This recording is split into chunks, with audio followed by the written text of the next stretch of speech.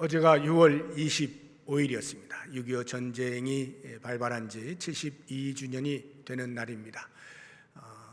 우리 민족뿐만 아니라 세계 곳곳에서 전쟁이 일어나고 있죠. 지금도 우크라이나와 소련이 계속 전쟁 중에 있어서 전 세계가 몸살을 앓고 있습니다. 이러한 전쟁들은 결코 일어나서는 안 되는 것들이죠. 이 땅 위에 다시는 이러한 전쟁이 일어나지 않기를 위해서 우리가 나라를 지켜야 할 것이고, 그러한 마음으로 나라를 사랑하는데 온 백성들이 마음을 모아야 할 것입니다. 우리 6월 호국 보훈의 달로 정하고 특별히 나라를 위해서 기도하고 있습니다. 대한민국의 한 국민으로서 나라를 사랑하는 것은 지극히 당연하다 생각이 듭니다. 그런데 어떻게 나라를 사랑할까 구체적으로 생각을 보면 딱히 설명하기가 어렵습니다. 그래서 오늘 6월 마지막 주일인데 나라 사랑하는 마음을 가지고 성경의 인물 가운데에서 나라를 사랑했던 사람 가운데 좀 대표적으로 한 사람을 소개하면서 그 사람이 보여준 나라 사랑을 하나씩 배워서 우리도 우리의 삶 가운데 그렇게 살겠다 다짐할 수 있는 그런 시간이 되면 좋겠어요. 모르드게라고 하는 사람을 소개를 하려고 하는데, 이 모르드게는요 에스더서에만 등장하는 인물입니다. 에스라 2장 2절과 느헤미야 7장 7절에도 모르드게라는 이름이 기록이 되어 있는데, 그것은 같은 사람이 아니고 동명이인이에요. 에스더서에 기록되어 있는 모르드게를 우리가 오늘 이제 살펴보려고 하는데, 이 모르드게를 이해하기 위해서 먼저 제가 에스더서가 성경에 차지하는 의미가 무엇인가 하는 것부터 말씀을 드려야 되겠어요. 그래서 아시는 분들이야 뭐 다 아시겠습니다만 다시 한번 복습한다 생각을 하시고, 또 모르시는 분들은 귀 기울여서 잘 들으셔서 성경이 어떻게 구성되어 있는지 한번 들어보시면 좋겠어요. 성경은요 신약과 구약으로 구성이 되어 있습니다. 구약 39권, 신약 27권에서 66권으로 되어 있죠. 그 가운데 이제 에스더서가 포함되어 있는 곳이 구약인데요, 구약은 글의 장르로 나누어서 4개로 나눌 수가 있어요. 하나는 율법서, 또 하나는 역사서, 또 하나는 시가서, 그리고 예언서 또는 선지서, 이렇게 4가지로 나눌 수가 있습니다. 총 39권이 이렇게 4개의 장르로 분류가 되는데, 율법서라고 하는 것은 모세오경입니다. 창세기부터 시작해서 신명기까지 5권이고요. 그 다음에 시가서를 보게 되어지면 욥기, 시편, 잠언, 전도, 아가, 이렇게 5권이 시의 형태를 따라서 기록이 되어 있어요. 그 다음에 예언서를 보시게 되면 사람은 16명이고 책으로는 17권이 되는데요, 이사야부터 해서 말라기까지 길게 쓰여진 것을 대선지서, 짧게 쓰여진 것을 소선지서에서 대선지서 4권과 소선지서 12권인데, 또 한 권, 17권, 총이 17권인데 예레미야 애가라고 하는 것이 있어요. 이것은 예레미야 선지자가 예레미야라고 하는 그 선지서를 쓴 것과 예레미야 애가를 쓴 것 합쳐서 이렇게 이제 보시면 됩니다. 이래서 이제 선지서가 총 17권이 쓰여져 있고요. 나머지가 다 역사서입니다. 근데 이 역사서는요 이스라엘의 역사를 기록해 놓은 것인데, 왕이 있던 시대를 중심으로 해서 왕 이전, 왕정시대 이전의 역사, 그리고 왕정시대의 역사, 왕정시대 이후, 왕정시대 이후라고 하는 것은 이제 북이스라엘이 아수르에 멸망하고 남유다가 바벨론에 멸망하죠. 멸망한 다음에 포로로 잡혀갑니다. 그 포로 잡혀갔다 또 귀환하는 일이 있어요. 이 포로기에 쓰여진 역사를 이제 왕정시대 이후라고 하는데, 왕정시대 이전의 역사를 기록해 놓은 것이 여호수아, 사사기, 룻기, 이렇게 3권입니다. 그리고 왕정시대를 기록해 놓은 것이 사무엘 상하, 열왕기 상하, 역대기 상하, 이렇게 6권이 있습니다. 그리고 이제 왕정시대 이후에 기록된 3권의 역사서가 있는데, 에스라, 느헤미야, 에스더, 이렇게 3권입니다. 그런데 이 3권을 왕정시대 이후 포로기 때에 포로기의 역사 시간별로 다시 재배열을 하면 제일 앞서 있는 책이 에스더입니다. 그리고 에스라, 느헤미야예요. 지금 이제 제가 모르드게가 에스더서에만 등장한다고 했잖아요. 에스더라고 하는 이 성경이 어떠한 의미를 갖느냐 하는 것을 먼저 알아야 모르드게를 우리가 이해할 수가 있거든요.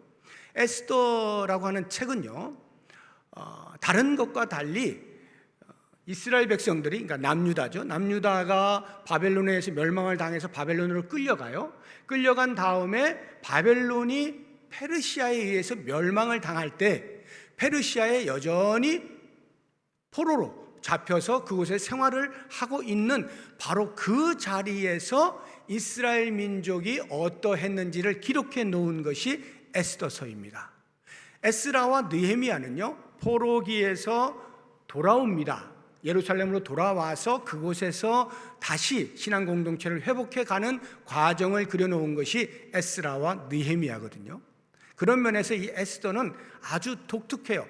다른 나라에서 살고 있는 이스라엘 민족의 역사를 기록해 놓은 것이다, 이렇게 이해를 하시면 됩니다. 그래서 이 모르드게는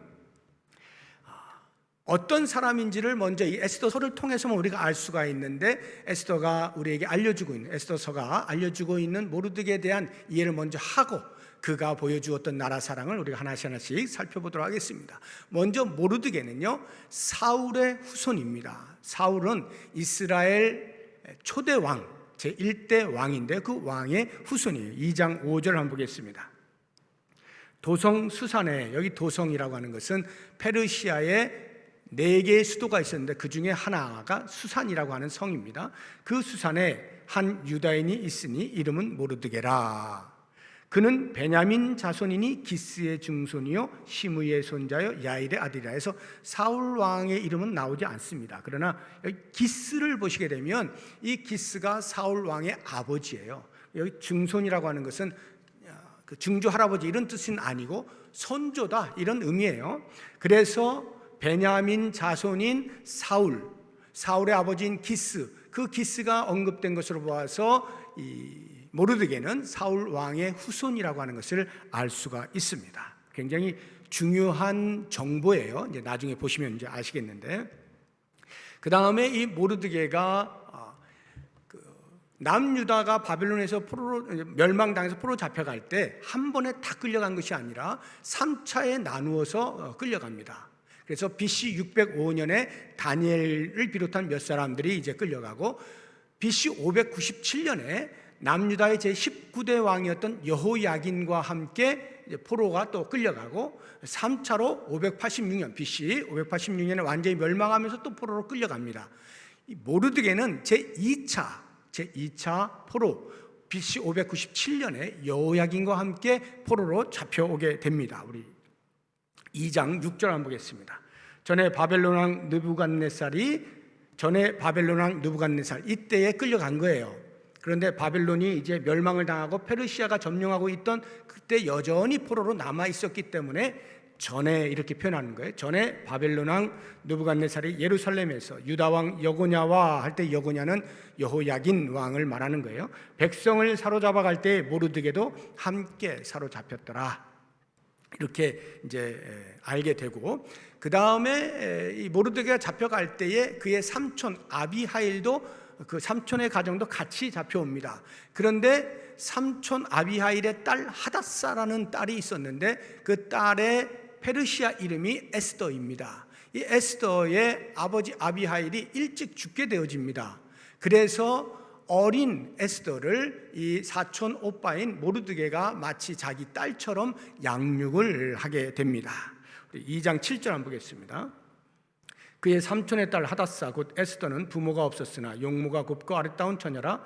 그의 부모가 죽은 후에 모르드게가 자기 딸같이 양육하더라. 모르드게와 에스더가 나이차가 상당히 낮다는 것을 알 수가 있고, 마치 딸처럼 이렇게 양육을 했다는 것을 알 수가 있습니다. 그리고 이 모르드게가 그러면 그 페르시아 남의 나라에서 무엇을 하며 살았을까 하는 직업을 이제 알아야 되겠는데, 당시 페르시아에는 제4대 왕, 네 번째 왕인 아하수에로 왕이 통치를 하고 있었습니다. 그 아하수에로 왕이 기거하고 있는 왕궁의 문지기로 있었습니다. 한번 보겠습니다. 2장 19절인데요. 처녀들을 다시 모을 때는 모르드게가 대궐 문에 앉았더라. 여기 대궐 문에 앉았다는 것은 뭐 구걸하려고 앉아 있다는 말이 아니고요. 대궐에 문지기로 있었다는 것인데, 문지기가 그냥 이렇게 천한 직업이라기보다는 관료라고 보시면 됩니다. 오늘날의 공무원으로 이해를 하시면 되겠습니다.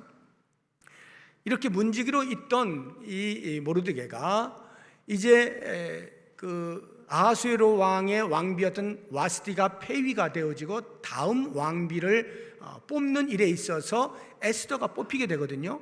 근데 이 에스더가 왕비로 뽑히는 일에 모르드게가 혁혁한 공헌을 하게 됩니다. 2장 11절 한번 보겠습니다.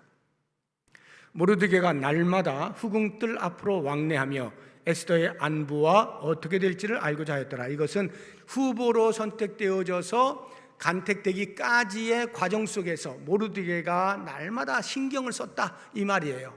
그래서 결국에는 에스더가 왕후가 되었다 하는 이야기죠.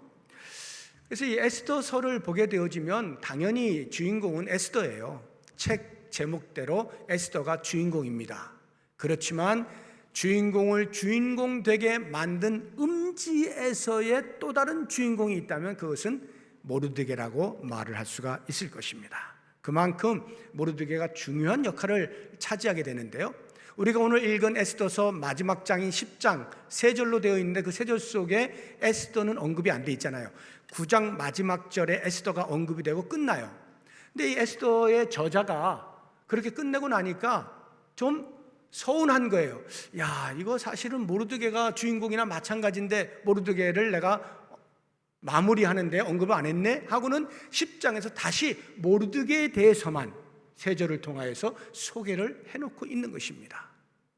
마치 에필로그처럼 이렇게 만들어 놓았는데 그만큼 모르드게는 이 에스더서에서 차지하는 비중이 크다 하는 것인데, 이 남의 나라에서 과연 유다 민족, 자기 민족을 어떻게 사랑하였느냐 하는 것을 모르드게를 통해서 우리가 볼 수가 있어요.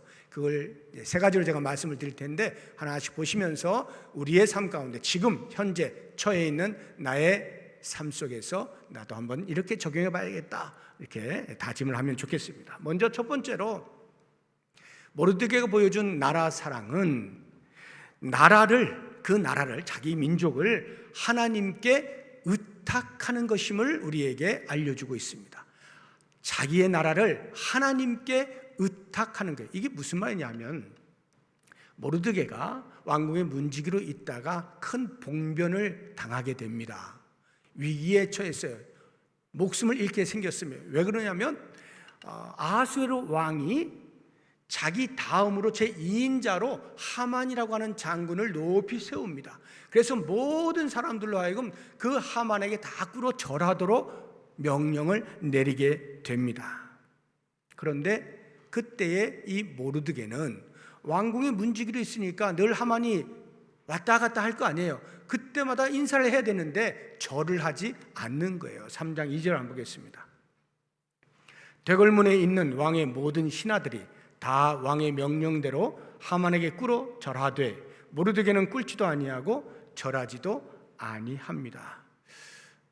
이 일로 인하여서 이제 하만의 분노를 사서 이제 죽게 생긴 거예요. 그러면 왜 모르드게가 절을 하지 않았을까? 2가지 이유가 있어요. 하나는 종교적인 이유입니다. 종교적인 이유라고 하는 것은 오직 여호와 하나님만 섬기는 유일신앙을 가진 모르드게가 하만에겐 절할 수 없다. 이 말의 의미는 하만을 우상 숭배로 보는 것입니다.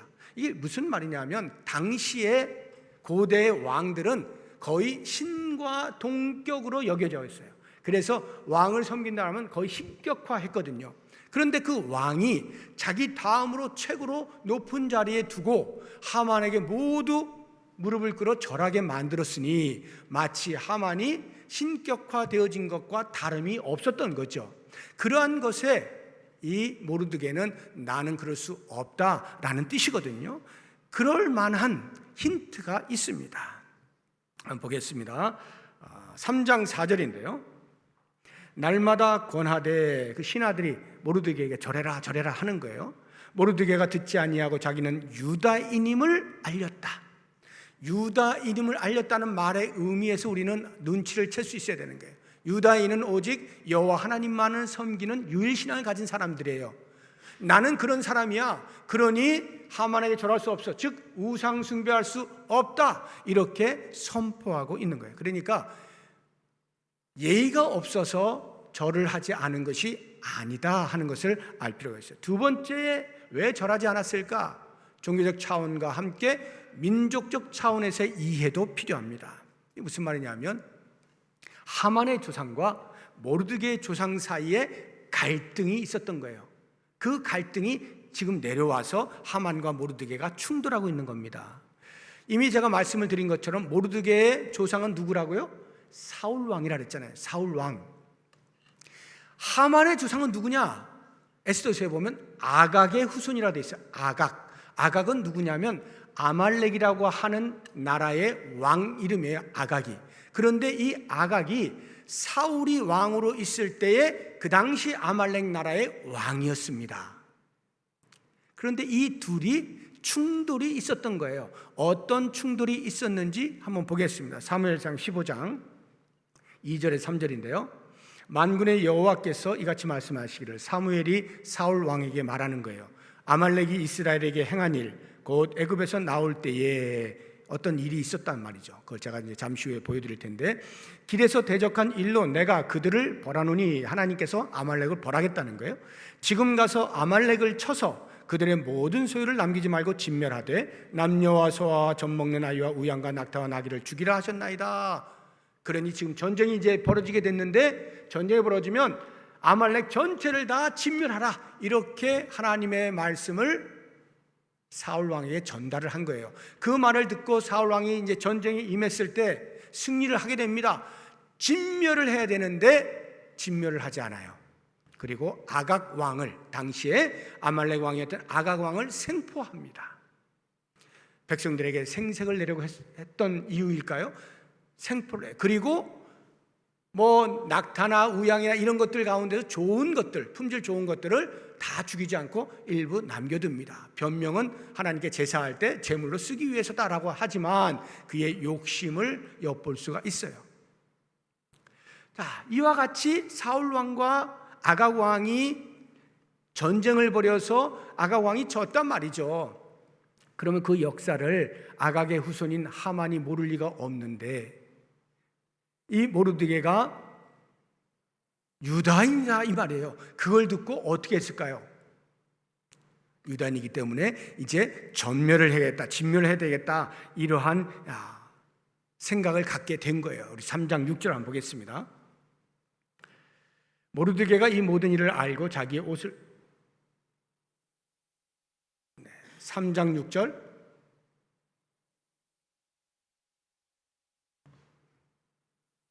제가 보겠습니다. 그들이 모르드게의 민족을 하만에게 알림으로 하만이 모르드게만 죽이는 것이 부족하다고 생각하고 아하수에르의 온 나라에 있는 유다인 곧 모르드게의 민족을 다 멸하고자 하더라. 사람들이 이야기한 거예요. 저 사람 유다인이래 하니까 하만이 듣고 그래? 하고 처음에는 모르드게만 죽이려고 생각했던 것이 안 되겠다. 유다인 전체를 다 죽여야 되겠다. 페르시아에 퍼져 있는 모든 소수민족, 유대 민족을 몽땅 다 멸하기로 작정을 하고 왕에게 이야기를 해서 반역을 꾀한다라고 말을 하면서 다 죽일 수 있는 조서를 쓰게 만듭니다. 그래서 그것을 방방곡곡에 다 돌려요. 그리고 언제 죽일까? 아예 제비를 뽑아서 날짜까지 받습니다. 12월 13일 날짜를 받아놔요. 온 민족이 죽게 생긴 겁니다. 왜 이렇게 하만이 했을까요? 자기에게 절하지 않은 그 한 가지 사실 때문에 어떻게 한 민족 전체를 다 죽일 생각을 합니까? 이것은 이미 그 조상 간의 갈등이 내려오고 있다는 것을 보여주고 있는 거예요. 그러면 아말렉이 과연 애굽에서 이스라엘 백성이 나올 때 어떻게 했느냐 한번 보겠습니다. 출애굽기 17장 14절인데요. 여호와께서 모세에게 이르시되 이것을 책에 기록하여 기념하게 하고 여호수아의 귀에 외워 들리라. 내가 아말렉을 없이 하여 천하에서 기억도 못하게 하리라. 애굽에서 나와서 광야 생활을 할 때 가나안 땅으로 가는 그 길에 아말렉이 계속 방해를 하는 거예요. 그래서 하나님께서 내가 너희를 위하여 대신 싸워주겠다 하고 아말렉을 전부 없애겠다라고 말씀하시고 평생토록 아말렉을 너희 기억에서 사라지게 해주마, 이렇게 말씀하시거든요. 바로 그와 같은 차원에서 사울 왕과 아각 왕이 부닥치게 된 것이고, 지금 하만과 모르드게가 부닥치고 있는 모습인 것입니다. 바로 이와 같은 때에, 이러한 위기 상황 속에서 모르드게가 어떻게 자기 민족을 사랑하는가, 다른 것 없습니다. 제일 먼저 한 것이 하나님 앞에 무릎을 꿇는 거예요. 하나님 살려주십시오. 자기 민족을 하나님께 의탁하는 것입니다. 우리 4장 1절 한번 보겠습니다. 모르드게가 이 모든 일을 알고 자기의 옷을 찢고 굵은 베옷을 입고 재를 뒤집어 쓰고 성중에 나가서 대성통곡하며, 다른 어떤 행동 이전에 하나님 앞에 민족을 의탁하는 거예요. 하나님 살려주십시오. 하나님 앞에 기도하는 거예요. 이것이 나라 사랑의 시작이에요. 성도는 어떻게 나라를 사랑하느냐? 나라를 위하여 기도하는 것으로부터 시작하는 겁니다. 그래서 나라의 위정자들을 위하여, 나라의 각종 일어나는 사건들에 대하여서 이러저러한 상황과 환경들을 살피면서 끊임없이 나라를 위해서 기도하는 거예요. 이것이 나라 사랑의 우선 첫 출발이다 하는 것입니다. 그러면 모르드게가 이렇게 기도하는 것으로서 끝났느냐? 아닙니다. 행동하는 것도 있어요. 어떤 행동이냐 하면, 그렇게 대궐 문 앞에서 죄를 뒤집어 쓰고 굵은 베옷을 입고 대성통곡을 하니까 이 소문이 들어갔겠죠? 에스더가 알게 된 거예요. 무슨 일인지 알아봐라 하고 내시를 보냅니다. 그 내시가 살펴보니까 이러이러한 일이 있었습니다 라고 하는 거예요. 그러면서 이 모르드게가 그 온 내시에게 너는 지금 이 상황을 에스더에게 정확히 이야기하고 나라를 위해서 왕 앞에 나아가서 이 음모를 고발해라, 이렇게 이야기를 합니다. 왕비 에스더에게 요청을 하고 있는 거예요. 우리 4장 8절 한번 보겠습니다. 또 유다인을 진멸하라고 수상궁에서 내린 조서 초본을 하닥에게 줘요. 하닥이 내시예요.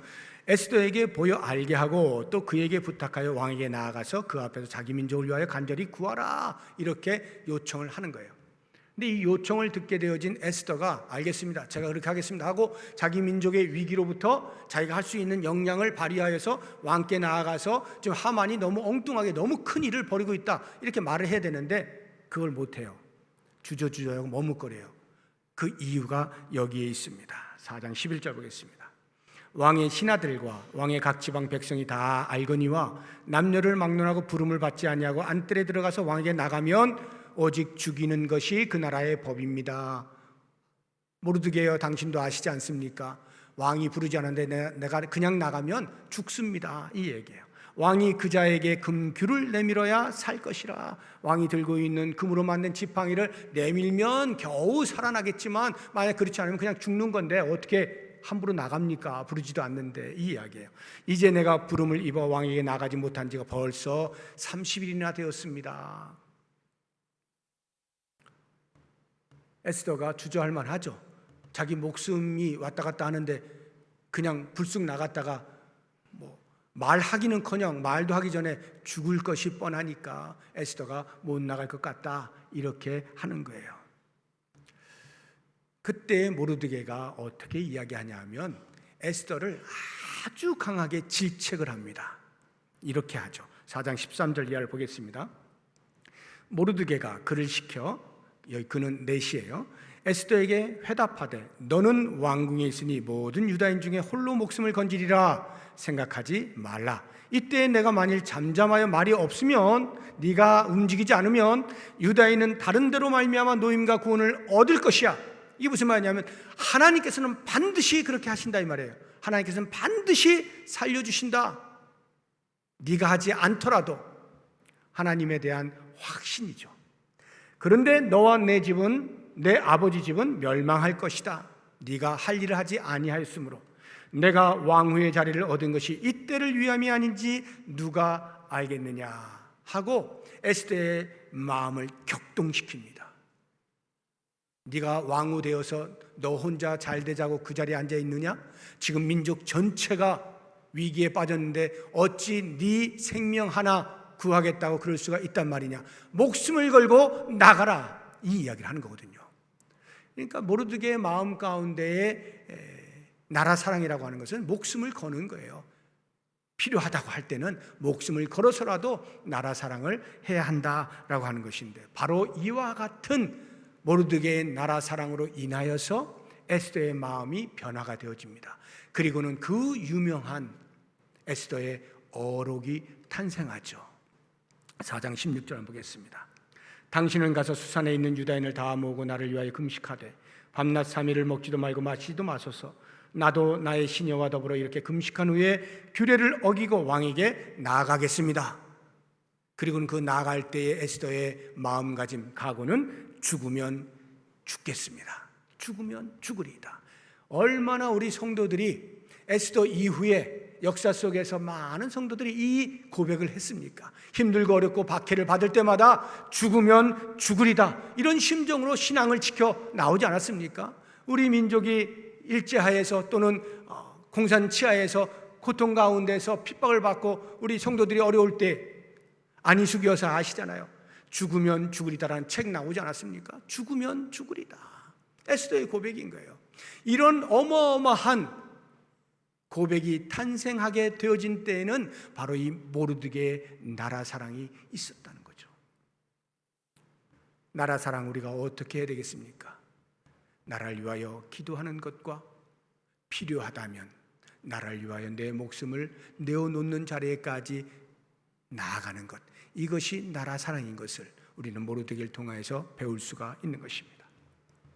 두 번째로 모르드게가 우리에게 가르쳐주고 있는 나라 사랑은 자신의 자리에서 책임과 역할을 다하는 것이라고 말하고 있습니다. 이미 말씀드린 것처럼 모르드게는 왕궁 문지기로 있었습니다. 그런데요, 거기에서 아하수에로 왕을 살리는 일을 하게 되어집니다. 그것은 그 문지기로 있던 가운데에서 넷이, 빅단과 데레스가 왕과 어떤 원한 관계에 있었는지 정확한 내용은 모르지만 그런 원한 관계로 인하여서 왕을 암살해야 되겠다라고 하는 내용의 이야기를 나눕니다. 음모를 꾸미는 거예요. 그런데 그것을 모르드게가 듣게 되어진 거예요. 그러면서 이건 큰일 났다 싶어서 왕후 에스더에게 이야기를 해서 지금 이러이러한 일이 있으니 빨리 조사를 해봐라 해가지고 조사를 한 다음에 사실인 것으로 드러나게 되어져서 그들을 처단하게 되어지는 이러한 일이 벌어지게 됩니다. 우리 2장 21절 이하를 보겠는데요. 모르드게가 대궐문에 앉았을 때 문을 지키던 왕의 넷이 빅단과 데레스 두 사람이 원한을 품고 아하수에로 왕을 암살하려는 음모를 꾸미는 것을 모르드게가 알고 왕후 에스더에게 알리니 에스더가 모르드게 이름으로 왕에게 아뢰는지라. 모르드게가 23절 조사하여 실증을 얻었으므로 사실인 것을 알아서 두 사람을 나무에 달았습니다. 그리고 그 일이 왕 앞에서 궁중일기에 기록이 되었습니다. 왕궁의 문지기로 있으면서 그가 들었을 때 비록 포로로 잡혀 있는 나라의 왕이지만 그 왕이 시해를 당하게 되어지면 나라 전체가 질서가 무너지게 될 것에 대하여 그 나라에 살고 있는 사람으로서 왕을 보호해야 할 자신의 책임과 역할을 다한 것이죠. 그래서 그 왕을 살려주게 되는 놀라운 일을 하게 됩니다. 그런가 하면 또 하나, 그가 이제 하만에 의해서 죽게 되어졌다가 이 에스더의 용기로 인하여서 역전이 되어서 오히려 하만이 죽게 되어지고 하만의 자리에 모르드게가 세워지게 됩니다. 즉 총리가 됩니다. 총리가 되어서 그 자리에서 그가 또 한 책임과 역할이 있는데 그것이 10장 1절에 나옵니다. 10장 1절 보시게 되면 아하수에로 왕이 그의 본토와 바다 섬들로 하여금 조공을 바치게 하였더라 해서 주변에 있는 피지배 국가들로부터 세금을 걷어들였다는 것인데 아하수에로 왕이 했다라고 기록을 하고 있잖아요. 그런데 실제로는 누가 했을까요? 총리가 하는 거예요. 아하수에로 왕이 하는 게 아니죠. 뭐 우리나라 보시면 금방 알잖아요. 대통령이 세금 걷어들이고 하는 거 아니잖아요. 세금 걷어들이는 것은 그 직책이 있어요. 뭐 경제부총리, 기획재정부 장관 뭐 이런 데서 관장을 해서 하는 것이죠. 오늘날 우리 총리가 따로 있잖아요. 근데 그 총리가 만약에 공석이다 그러면 그 총리의 직무를 대행하는 제1옵션이 경제부총리입니다. 그만큼 나라의 살림을 관장한다는 것은 중요한 자리예요. 그러면 이 페르시아에서 아수에로 왕이 그것을 직접 했을 리가 만무하니까 그 다음 권위를 가지고 있는 모르드게가 그 일을 했겠죠. 그래서 각 피지배 국가들로부터 세금을 걷어들였다는 것인데, 이게 무슨 말이냐면 아수에로 왕이 그리스와 계속 전쟁을 해요. 한 번, 두 번 하다가 계속 집니다. 지니까 권위가 떨어졌겠죠. 피지배 국가에서 볼 때 저 페르시아가 이제 힘이 약화되었나? 우리가 세금을 안 내도 되는 거 아닌가? 이렇게 자꾸 눈치를 보고 있었단 말이죠. 그래서 그 조세 제도가 허물어진 거예요. 그것을 모르드게가 다시 기강을 확립하고 조세 제도를 정비하고 강화를 시켜서 거둘 것을 정확하게 거둬냈다. 그 말의 의미는 페르시아의 부강을 위하여서 자기가 해야 할 그 자리에서의 책임과 역할을 잘 감당했다, 이런 이야기입니다. 그래서 이 모르드게가 총리로서의 역할을 얼마나 훌륭하게 수행했느냐 하는 것에 대한 방증이 2절에 잘 나와 있어요. 10장 2절에 보면 앞에 보시게 되면 왕의 능력 있는 모든 행적과 모르드게를 높여 존귀하게 한 사적이 해서 모르드게를 높여 존귀하게 했어요. 아수에르 왕이. 그 말의 의미는 그만큼 모르드게가 아수에르 왕의 마음에 흡족할 만한 그런 일들을 잘 처리해 나갔다, 이런 뜻 아니겠습니까? 또 하나, 이 모르드게가 자기의 역할을 얼마나 잘 했는지를 방증해 주는 것, 2절 뒷부분을 보시게 되면 그 사적이 메대와 바사 왕들의 일기에 기록되지 아니하였느냐, 이렇게 합니다. 이것은 왕에게 쓰는 표현이에요. 총리에게 쓰는 표현이 왕에게 쓰는 표현이에요. 한번 볼까요? 열왕기하 20장 20절 보시면 히스기야 왕의 이제 죽은 이후를 이제 그리고 있는데요. 남은 사적과 그의 모든 업적과 저수지와 수도를 만들어 물을 성 안으로 끌어들인 일은 유다 왕 역대 지략에 기록되지 아니하였느냐, 이렇게 왕에 대하여 표현할 때 쓰는 말을 모르드게에게 쓰고 있어요. 이 말의 의미가 뭘까요? 저자가 볼 때는 모르드게가 아수에로 왕이나 다름이 없다, 그 정도로 훌륭하게 통치를 하였다, 이런 얘기를 독자들에게 알려주고 있는 말이죠.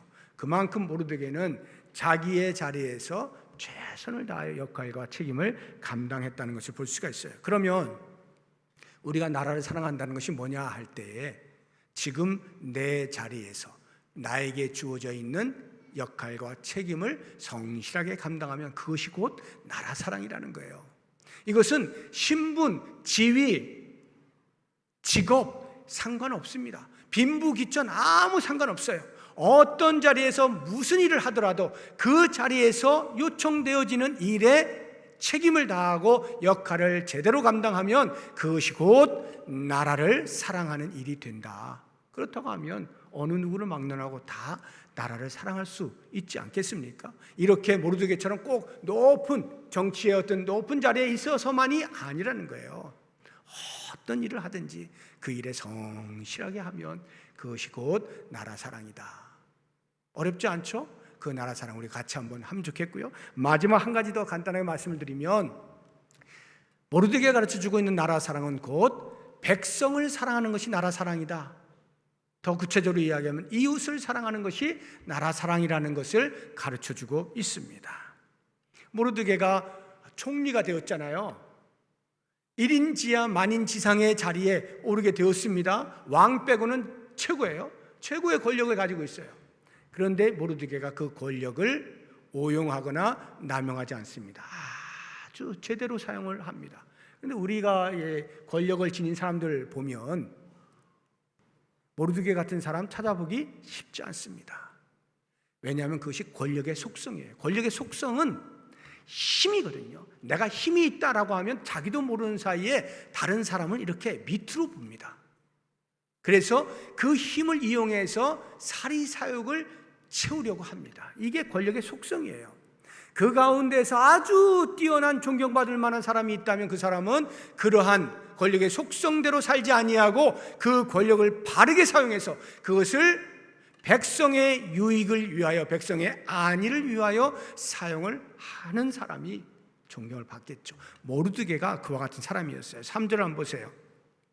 10장 3절 뒷부분에 보시게 되면 그의 백성의 이익을 도모하며 그의 모든 종족을 안위하였더라 해서 자기가 가지고 있는 권력을 사용하여 백성들이 잘 살게 되도록 하였다는 것과 백성들을 안위하는 쪽으로 권력을 사용하였다, 이런 이야기입니다. 그러니까 자연스럽게 따라오는 것이 뭐겠어요? 백성들로부터의 사랑과 존경이겠죠. 3절 앞부분을 보시게 되면 유다인 모르드게가 아하수에로 왕의 다음이 되고 제2인자가 되고 유다인 중에 크게 존경받고 그의 허다한 형제에게 사랑을 받았다. 당연하죠. 자기 자신을 위하여 쓸 수 있는 그 힘을 그렇게 하지 아니하고 백성들을 위하여, 백성들의 안위와 평화와 잘됨을 위하여 사용하였다. 이것이 곧 나라 사랑이라 하는 거예요. 요셉도 마찬가지잖아요. 이 모르드게보다 훨씬 이전 사람인 요셉이 애굽이라고 하는 자기 민족이 아닌 다른 민족의 총리가 되잖아요. 그런데 그가 7년의 풍년이 있을 때 잘 준비해 두었다가 그 다음 7년의 흉년이 다가올 때 애굽 백성들뿐만 아니라 인근에 있는 다른 나라의 백성들에게까지도 굶주리지 아니하고 먹을 것을 나누어 주지 않습니까? 이렇게 백성들을 사랑하여 먹을 것을 준비해 주는 이런 것들, 백성들을 평화롭게 만들어주는 이런 것들이 다 나라 사랑이다 하는 거예요. 그런 걸 보면 우리가 나라 사랑한다는 것을 너무 거창하게 생각해서 뭘 어떻게 되는지 모르겠어요, 이럴 필요가 없어요. 아주 간단히 우리의 주변에 있는 이웃을 사랑하는 거죠. 이웃을 돌보는 거죠. 이웃이 어려움을 당해요, 그냥 모른 척하지 아니하고 힘을 다하여서 돕는 거예요. 구제하는 거예요. 그리고 이웃의 아픔에 동참해서 위로하는 거예요. 평화를 도모하는 거예요. 서로 평화를 도모하는 거예요. 이런 것들이 전부 나라 사랑의 일환이라는 거죠. 우리가 지금 헌혈 운동하는 것이 그런 것 아닙니까? 내 한 사람의 피 뽑아서 얼마나 큰 뭐가 되겠어요. 그러나 그 자체가 이미 내가 다른 사람을 생각하고 있다는 것이고 나보다 연약한 자를 생각하고 있다는 것 아니겠어요? 그러한 배려와 관심, 이것이 헌혈 운동 속에 나타나는 거죠. 그래서 우리가 적극적으로 하자는 거예요. 이 조그마한 행위 하나가 곧 나라를 사랑하는 것이다. 이제 우리는 모르드게가 우리에게 가르쳐준 나라 사랑의 비법들을 오늘 배웠습니다. 다른 그 무엇보다도 여호와 하나님께 우리 민족을 의탁하여 간구하고 필요하다면 우리의 생명을 내어놓을 수 있는 용기를 갖는 것, 내 자리에서 나에게 주어진 역할과 책임을 성실하게 감당하는 것, 내 이웃을 돌아보아서 나의 도움을 필요로 하는 자들에게 그 도움을 주고 평화를 함께 추구하고 도모해 나가는 것, 이것이 나라 사랑이라고 하는 것 꼭 기억하셔서 우리 모든 성도님들 다 나라 사랑하는 일에 앞장서실 수 있기를 주의 이름으로 축복합니다. 기도하겠습니다. 하나님 아버지,